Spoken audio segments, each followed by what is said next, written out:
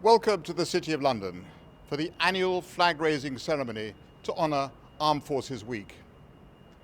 Now normally we'd be lined up here in Guildhall Yard outside the headquarters of the City of London Corporation, all buffed up for a military parade.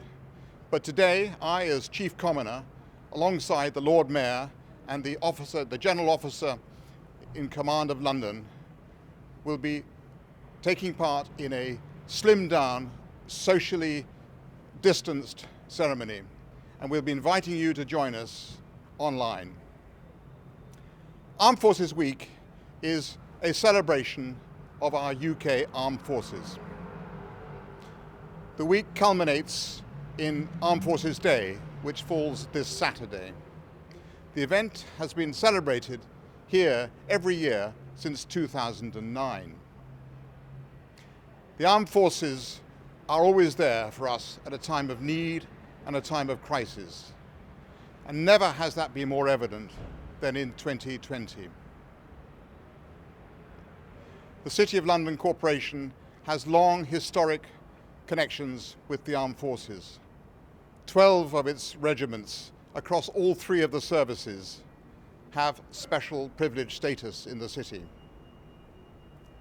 Moreover, our livery companies support more than 200 reservist and active units.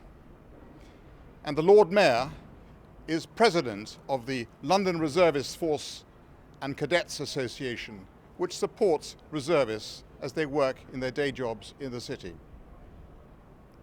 I'm also proud to say that the City of London is regarded by the MOD as a Gold Award employer for its upholding the Armed Forces Covenant, which helps reservists hold down their full-time job and serve at the same time.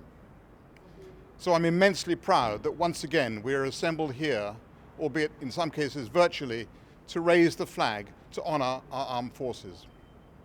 We will now start with a video showing the flag raising.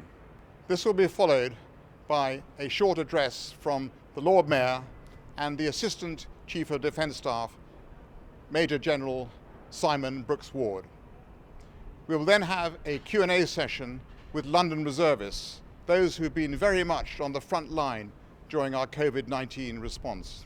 Please ensure that you have your microphones and cameras switched off throughout the ceremony. And should any of you experience technical difficulties, please don't hesitate to contact us on the chat box, and one of our support team will get back to you. And now, without further ado, let's begin the flag raising for the Armed Forces Week 2020.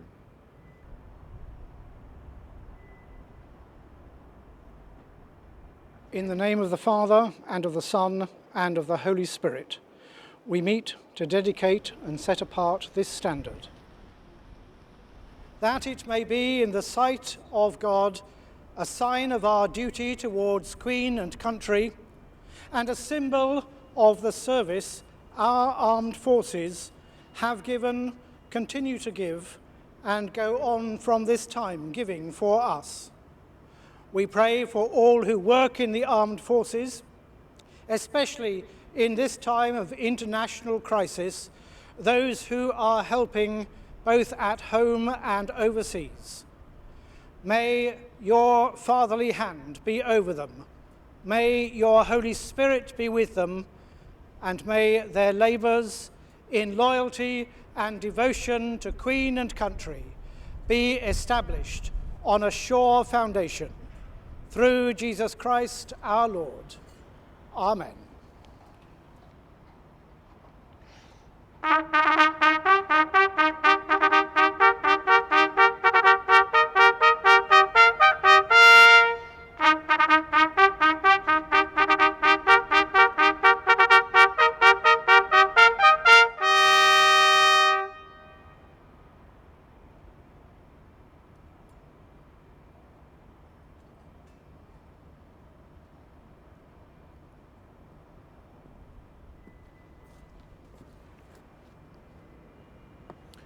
On behalf of myself and all those within the great City of London, it is a great privilege to be with you all. I am incredibly proud to be here today and to show my and the City of London's respect. Today we honour and thank all of you who protect and defend our nation, so that we may live in a safe and secure society. From our current serving personnel, men and women of all three services, to your predecessors and to your potential future members, the cadets, I would like to say thank you. And as the President of the City of London's Reserve Forces and Cadets Association, I say to you all that we at the City of London Corporation understand that defence is crucial in ensuring the resilience of our cities and society, especially in the difficult circumstances the world finds itself in. COVID-19 has affected our lives in ways we could not imagine. And I know that, for some of you, it has meant that your colleagues or your friends and family, those closest to you, have been affected. And to anyone out there affected, you have my sympathies. During these difficult times, you have continued your difficult task, keeping our country safe. But what most people won't know is that all parts of our armed forces have been volunteering and supporting their communities most at risk from COVID-19. Whether that's the city's very own Associated Regiment, the 7th Battalion, the Rifles, providing nearly 100 Army reservists for COVID-19 mobile testing units in the Thames Valley as part of Operation Rescript. The 256th Field Hospital and City Associated Regiment, which was responsible for the building of the NHS Nightingale Hospital at the Excel Centre. The Royal Air Force, dropping ventilators and supplies to the Caribbean overseas territories to help them fight the pandemic. Or the hundreds of Royal Navy medics deployed in hospitals across the UK, helping doctors to treat those infected with COVID-19. Your hard work, bravery, and focus is exceptional. And as announced last month, with the government giving extra funding to support frontline armed forces charities across the UK, I know this work will go from strength to strength. As we raise this flag, let us remember all those who have given their lives for our freedom. Show our appreciation to those who are fighting for our safety, and thank those who are helping fight the pandemic. The city and the whole country is indebted to you all. Thank you.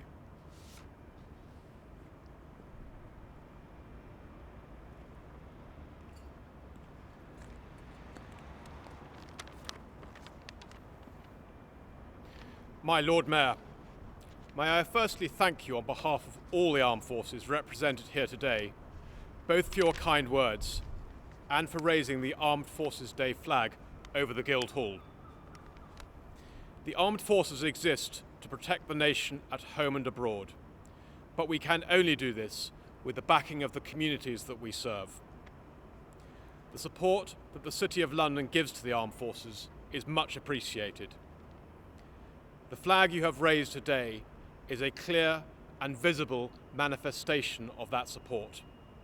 But there is so much more to it than that. The connection between the armed forces and the city is long and deep, and your support to the privileged regiments, both regular and reserve, the affiliations with the livery companies, the support to cadets, and the prominence that the military are given in the Lord Mayor's show are all demonstrations of that support. There are, of course, many ex-regulars and reservists who work in the Square Mile, many of whom contribute to annual charitable work such as the Poppy Appeal. As the Joint Military Commander in London, I have been leading the tri-service military support to the multi-agency effort to combat COVID-19. Many of those involved have been from the privileged regiments and many from the reserve. And you may well have seen the news reports on the mobile testing units, which I think today will reach the testing target of over 65,000 across London in the last few weeks. That is in addition to the support we've given to the Nightingale Hospital and to distributing vital PPE both across London and more broadly. Whether to health providers, government departments or elsewhere, we have deployed planners, medical and IT specialists and liaison officers. In total, 1,100 involved across London. In addition, we have maintained, albeit in a modified form, our public duties. And on the 13th of June, as you may have seen on the television, we conducted a celebration in Windsor of the official birthday of Her Majesty the Queen with a turnout of the Windsor Castle Guard. Our success, of course, is due to the fantastic young men and women who join us. And the Armed Forces continue to work hard at recruiting a diverse workforce that reflects society. We actively engage with underrepresented groups through a detailed engagement and outreach plan. I know there is a strong desire in the community to help support our veterans, and this is much appreciated. Thankfully, few of those leaving the services require long-term support. You may be interested to know the average age of somebody leaving the services today is 29, and the vast majority move seamlessly to excellent second careers in civilian life. As you know, this was originally planned to be a much bigger event, and I am delighted that you have gone ahead today with this more modest version. One advantage of you being the Lord Mayor for the first time since 1860 to undertake a consecutive second year is that we will all benefit from your leadership. And I am hopeful you will be able to have the full parade we had originally organised for you next year. So once again, my Lord Mayor, thank you to you and to the City of London for all your support.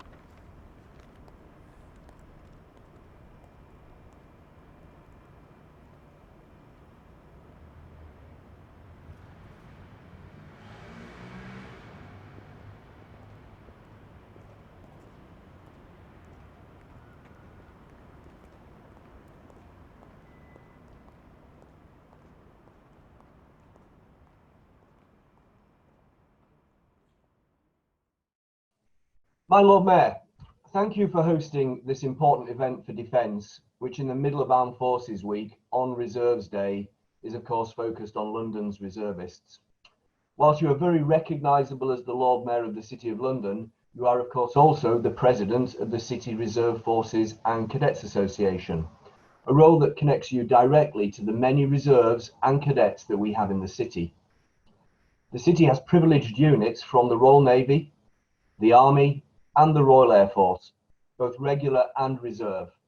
And many have contributed to the defence response to COVID-19 through the established mechanism known as military assistance to the civil authorities. Reservists from your city units, Lord Mayor, have been heavily involved from the very start, and today we have the opportunity to hear from them personally. And London-based reservists have not just focused on London, they have supported the national effort. I would now like to introduce Major General Simon Brooks Ward to provide a wider perspective on the reserves. The General is the Assistant Chief of the Defence Staff responsible for reserves and cadets and is the senior reservist in the country. Sir, over to you. Thank you very much indeed, Paul. Can everybody see me? I hope they can. My Lord Mayor, thank you for inviting me here today. It's a privilege. Well, last year, as we know, things were slightly different, and I just finished wolfing down as many bacon rolls and coffees and juices in the Downing Street garden as I possibly could do. But it's very different this year. And what a difference a year makes, and how much we've had to change our lifestyles. The format of this communications proves that we're good at adapting and overcoming, and I think reservists are particularly good at that. We might live in a virtual world, but the message is exactly the same. Today is a celebration of reserve service. And as Paul kindly mentioned, I'm the Armed Forces senior reservist, not just by age. And I would like to say thank you to all of you and to all of those employers that are sitting around this virtual screen, because you're important as well. But mostly it's about thanking the reservists for giving up your time for defence. I'd also like to recognise the contribution made by the City of London Corporation, the livery companies and the wider community for all the three services. And I've had some experience as a London commanding officer some years ago of just what that livery company assistance and support meant to us when we went to Iraq in 2003. So it leads me on to say a little bit about cadets. Cadets are part of my brief and they are incredibly important to me personally. I feel that they are our guiding light of youth movement and you know, they absolutely should be supported, and they have their own day for the first time on Friday this week. Why? Well, if you look at the research that we've carried out on cadets, not only it's the number of 120,000 and 28,000 adult volunteers who make up the cadet movement, but the research from the University of Northampton tells us that cadets are much more minded to be self-confident and have less mental issues than their counterparts. So it is an entirely force for good. And if you haven't visited a cadet unit in some of the poorer areas of our society, I suggest you do so because it gives you real confidence in the youth of our in the future of our youth. So coming back to the reservists, I think COVID has taught us many lessons. But first of all, it's really important to say here that we had to mobilise reservists at scale and pace. And so that impacted on not only the reservists, but the employer and their families. And I have to say, I was absolutely taken aback about how many reservists put their hands up immediately to be mobilised for the COVID support force. Over 2,000, well over 2,000 have been used and still in use on the COVID support force, but many, many more put their hands up in this time of national crisis to serve. And so I want to thank you all for that.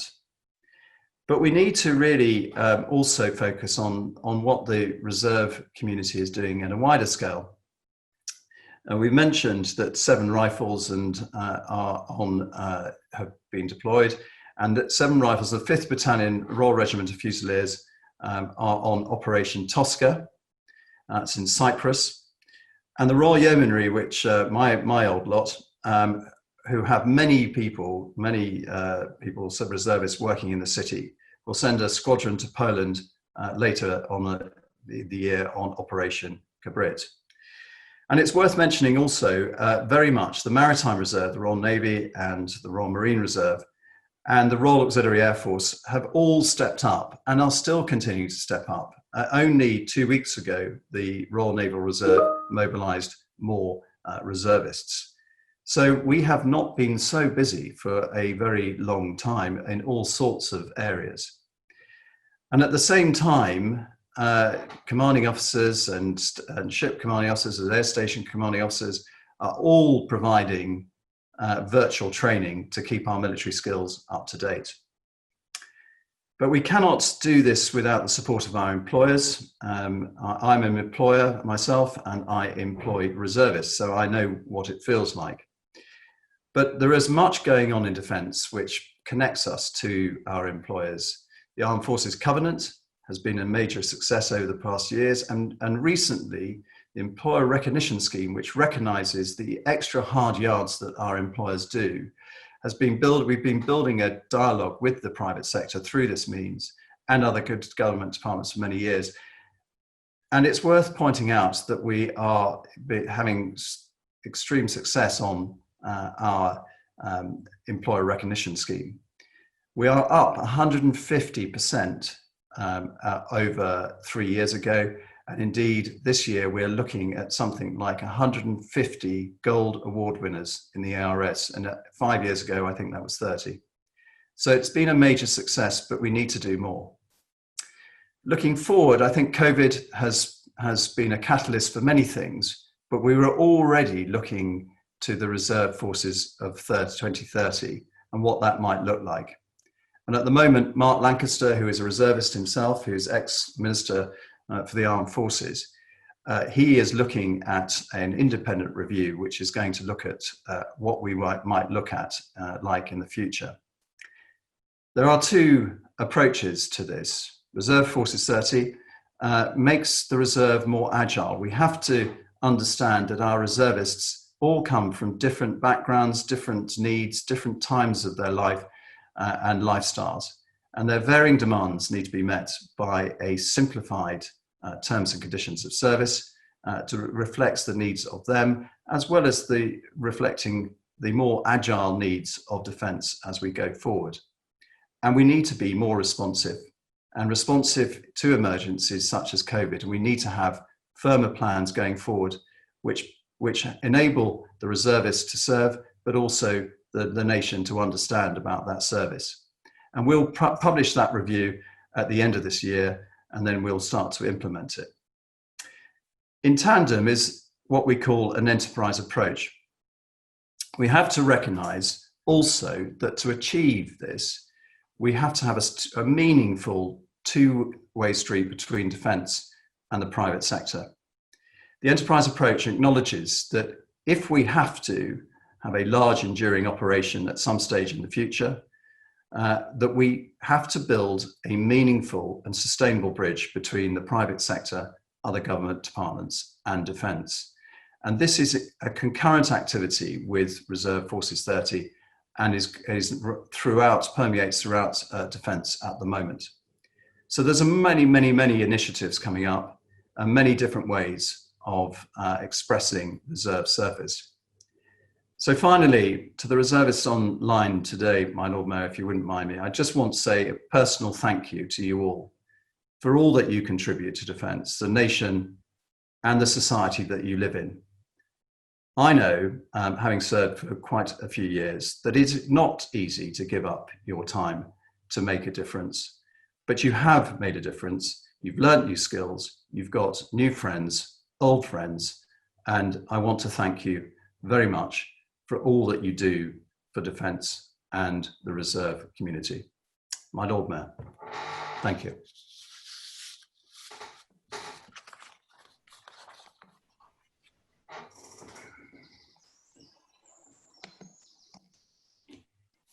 Thank you, Simon. As you saw earlier, I was privileged to take part in the Armed Services Week flag raising at Guildhall on Monday, accompanied by the General Officer commanding London District, Major General Chris Keeker, and senior representatives from the Royal Navy and Royal Air Force. Many of you will be aware that in normal times, we would conduct the city flag raising to coincide with the election of sheriffs in September. But as the sheriffs are now doing a 2-year term, we thought what a better time to conduct our flag raising than now at the start of Armed Forces Week. Every day this week has a specific theme, and today it's Reserve Day. As president of the City Reserve Forces and Cadets Association, I am delighted to be having this live conversation to recognise the contribution of our City Reserve units and the individuals who serve in them, and to discuss the challenges they have faced during the COVID-19 pandemic. It's been wonderful to see so many city units stepping up during this difficult time. I know the First Aid Nursing Yeomanry are the most recent recipients of City Privilege status, a status which recognises a unit's contribution both to the city community and military capability. Sadly, under the prevailing circumstances, we've had to postpone celebrations until September, but I'm sure we'll make up for it in the future. Now let's hear from a member of the Nursing Yeomanry, Laura Lean. Laura, hello. My Lord Mayor, good morning. How are you? I'm well, good to see you. Now, Laura, how long have you been serving in the Fanny and what is your day job, so to speak? I've been a volunteer with the Corps for 10 years. My paid job is with the Stabilisation Unit, which is a cross-governmental body that supports countries around the world as they emerge from conflict. Fascinating. Now, and also, what have you been involved in relation to the Fanny deployment for COVID-19? I've been working at the NHS Nightingale Hospital London as part of the Family Support and Liaison team. One of our core skills as Fannies is helping and liaising with members of the public when they're in distress. And it's for that reason that we're invited by the NHS to be part of their family support team. where working alongside clinical staff, we gave daily phone calls to family members to update them on the progress of their relative at the hospital. And has your Fanny training prepared you well for that? Absolutely. We train 44 weeks of the year across a really diverse range of subjects, and that gives us different toolkits and an inner confidence that when we are deployed, we are fully ready and able to serve those who need us. And I noticed those wings you're wearing. What are those wings on your uniform? These are my French parachute wings. During the Second World War, a number of Fannies parachuted behind enemy lines as part of the Special Operations Executive Support for the French resistance.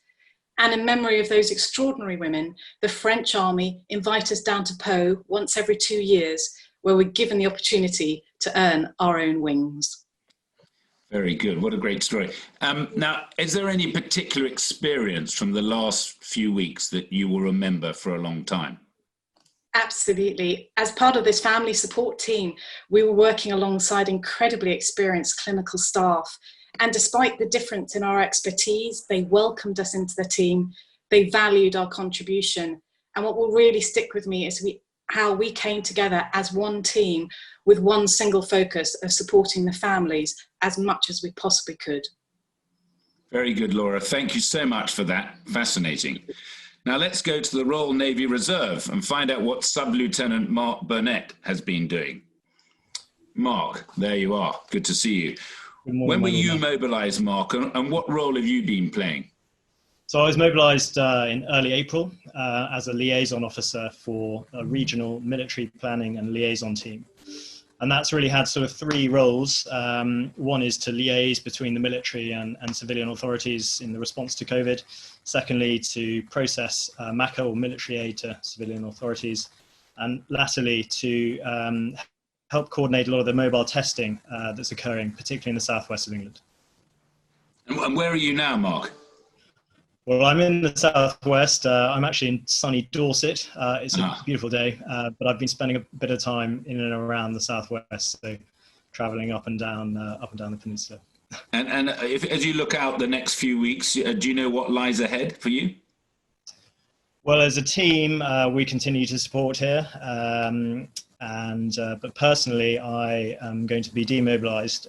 So really a change of mindset in relatively short order. I have to get myself back to London and back into the office and back to my day job. So quite an exciting time in the next couple of weeks. Well, Mark, thank you for all you've done, and that's great to hear. And now I'm going to head over to the Army Reserve and to Maddie. Hello, Maddie. There you are. Good to see you. I understand you were mobilised to serve as a military liaison officer to the NHS. Can you tell us what that's involved? Good morning, my Lord Mayor. Yes, very similar to Mark's story, actually, a liaison officer here at NHS London. I've been here since March also, and my role has had two specified tasks. First and foremost, I'm to understand, advise and provide military aid to the NHS in London. And since mid-March, the MOD has provided seven significant military aid tasks across London's 37 trusts. These have ranged from supporting the design and the build of the Nightingale XL through to moving ventilators at pace to increase the critical care capacity when we faced a very near forecast shortfall. Secondly, my role is to provide situational awareness to the Joint Military Command in London, supporting directly the General Officer Commanding, whom we have just heard from. The NHS was assessed as the centre of gravity for the COVID operation, which is named Operation Rescript. And providing real-time pertinent information into the command group contributed to the whole military operation in London, allowing us to be ready, be in the right place and have the right equipment. Very, very, very good. Do you think your service and training in the Army Reserve has helped you, equip you to fulfil the challenging role that you've just described? Yes, it really has. My role exactly is to provide civil contingency support on the home base. So this is the role I have prepared for. And in fact, in the last 2 years in our military headquarters here in London, we exercised a flu pandemic civil contingency scenario. Not exactly the same, but similar. This meant I already knew what might happen, how the military might be required to help. But more importantly and most impactful is that I got to meet many of the civilian partners that I'm now working directly in support of. Very good. And what will you take away as your abiding memory? I think for me, it would have to be the privilege it's been to serve amongst the very most professional NHS clinicians and leaders. These phenomenal people have been working day and night to save lives and minimise the pain and suffering amongst the 9 million people who live here in London, and it's been quite an effort, and it is ongoing. Very good, very emotional times. And might I just ask what you do when you're not mobilised, and has your employer been very understanding? Sure. A little bit less exciting, probably. I'm a technology consultant at Accenture, which is a great firm actually based up in Fenchurch Street in the city. My Accenture leadership and team have been hugely supportive. And in fact, when I mentioned I was going to be mobilised, there was a very strong feeling amongst them that and an expectation that I should step up and do my duty. I was quite taken by that. And it's also important to note that my clients have also been extremely supportive at me disappearing very quickly with no end date or no return date. But really, I know they've all been in the background and wishing me well constantly, which I've been very grateful for. Mandy, well done. Thank you for all your help. Right, I'm now going to turn to the Royal Air Force Volunteer Reserve, has also been to the fore, and now Flight Lieutenant Rich Little. Hello, Rich, are you there? Oh, perfect, can see you. My Lord Mayor, very good morning to you. Where are you speaking from, and what are you doing at present? So I'm actually live on the ground with a mobile testing unit in Amersham. Ah, and have you been? How long have you been there for, and doing the testing for? So this is day one for us in this location. Okay. We move every few days, which is a logistical challenge. Every site is different, but the agility and adaptability of the reserve personnel I have makes it all run smoothly.